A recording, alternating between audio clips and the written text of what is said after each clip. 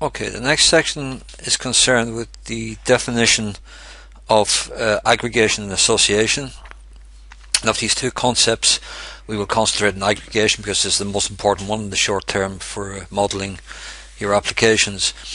So the after we have done the inheritance mechanisms of classes, we now need to give some devote some attention to showing how to create more complex classes from simpler classes. And this is very important as well, because you're going to distribute your responsibilities between the different components of a class. Instead of creating one monolithic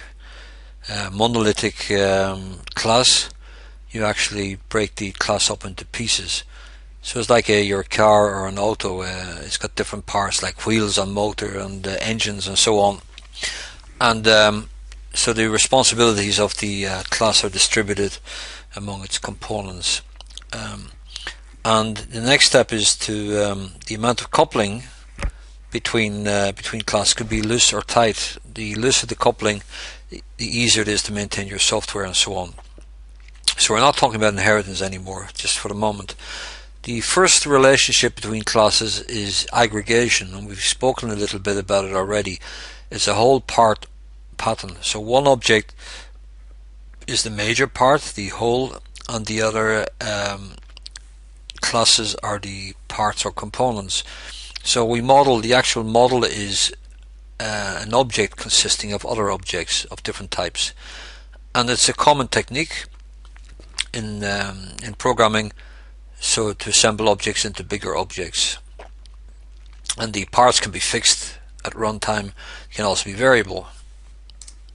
So here, for example, some simple examples to start off with. A line segment, if you're developing a graphics package, consists of 2 points. 2 points are the parts. The line is the owner, because when you create a line you have to create 2 points, and so these are fixed components. A polyline, in contrast, is consists of 0 or more points. So when you create a polyline, it's empty in the beginning, so you add points to your polyline. A house, if you're modeling, is sort of like a security system. You have a class for a room, and a house consists of rooms. So we model the house as an aggregation of rooms. An area consists of machines. So you've got a process control system, some oil refinery or something, under different areas, but also in every area you've got some machines. Your auto consists of wheels and the engine and so on. Some more examples related to computational finance is the following. A portfolio is a collection of assets, so like bonds and stocks and cash. So it's again an aggregation. An interest floor derivative is a series of put options. So you've got a series of it's a composite of put options. An instrument consists of a collection of properties. So that's my MC book, means the MC book on C++ I wrote with your keynotes. So you've got a whole bunch of properties, so it's an aggregation that consists of its properties or attributes. We've got a structured product, which is even at a higher level, consists of a portfolio of securities and derivatives.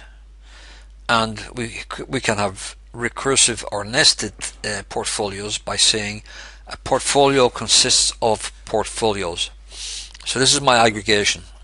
So you see the keyword here arising every time. It's saying consists of, contains. It's the same idea. I'm not saying a portfolio is a collection of assets. Well, I am saying it, but it consists of a collection of assets. But I'm not using inheritance here. It's not an inheritance relationship. Now, to distinguish in graphical language, the UML, Unified Modeling Language standard, I use the syntax here, the diamond here. So let's take the first example. Polyline consists of a 0 or more points. So 0 means a star means 0 or more. So at runtime. A stack here, it's the same diamond but it's filled in. the stack consists of one list, so embedded in the stack is a list. So I'm using a list data structure to implement the stack. In fact, we'll come across the stack and list example when we come to STL, Standard Template Library. But for the moment, just look at the syntax. Now you see that one of the diamonds is filled in and the other one is not. When a diamond is filled in, it means that in the class level, the constructor of stack must have a pointer to must be initialized by a list. Okay, so this was aggregation. So this is very important. So let's just go back and revise the examples. So here are my aggregation examples. So interest rate options, for example, could consist of a series of cash flows and schedules. So it's all collections, containers. So with the aggregation here. The last relationship is the association. It's a loose relationship between classes. So neither is the owner, neither class is the owner, in contrast to aggregation, where the polyline is in effect the owner of the points. In the following sense, in polyline, for example, your client does not have direct access to the points. There may be a function, member function, which tells you, give me point number 2 in the polyline, but you have to go through the polyline. So there could be in polyline a function called calculate the length of the polyline. So here's a polyline consisting of a bunch of points, and the length of the polyline is the distance between each two consecutive points in my polyline. So what happens is the client calls a function in polyline, and the polyline will iterate or loop across its points and calculate the function, but the client cannot go directly to the point here.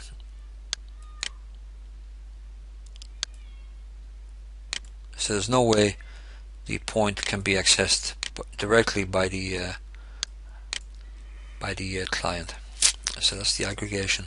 Now in contrast, the association it's a much more loosely coupled relationship, and in fact when you put the two classes together you get a new class, in fact, and which we might talk about later, but it's a bit more advanced and maybe a bit too exotic and esoteric just for the moment. We've also got multiplicity issues, and this is an example of what I'm saying. This is UML as well. C1 and C2, there's a relationship between C1 and C2. So one object of C1 corresponds to 0 or more C2s, and one C2 object has to do with one C1. So here's many to many. So a person works for company would be a good example. One person works for 0 or more companies, and a company can have 0 or more people working for it. So let's take some example. A person works for a company, as I've said. An option is based on one or more assets. That's a good one, because one option, you might have a multi-asset option, so it's a basket option or a multi-asset option, and an asset can have multiple kinds of options, of course. An asset has an asset model. So what model are you using for your asset? Could be the model could be a PDE model, stochastic model. An option has a pricing model, so you want to price your pricing model. Okay, so combining the models, later on we'll show you how to use inheritance and aggregation together to form very flexible software systems. One remark is the following: the single responsibility principle.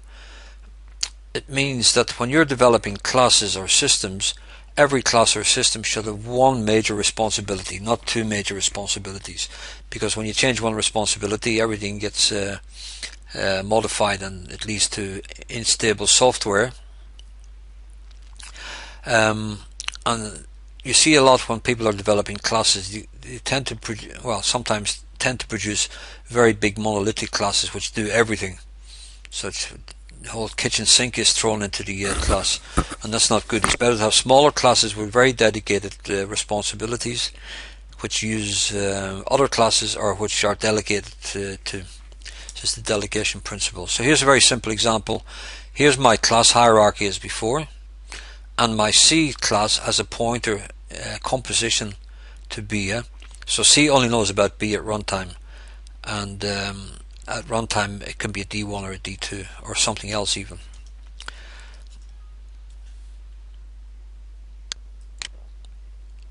So we're finished. We've done a very simple example, and when we start programming you'll see where aggregation comes in. So we'll take a break now, and after the break we'll start getting into the actual implementation in C++ of inheritance, of course, abstract classes, which we talked about, and aggregation structures. So from now on we'll be just talking technique, and the conceptual basis which we've talked about here I will assume that you know what it is.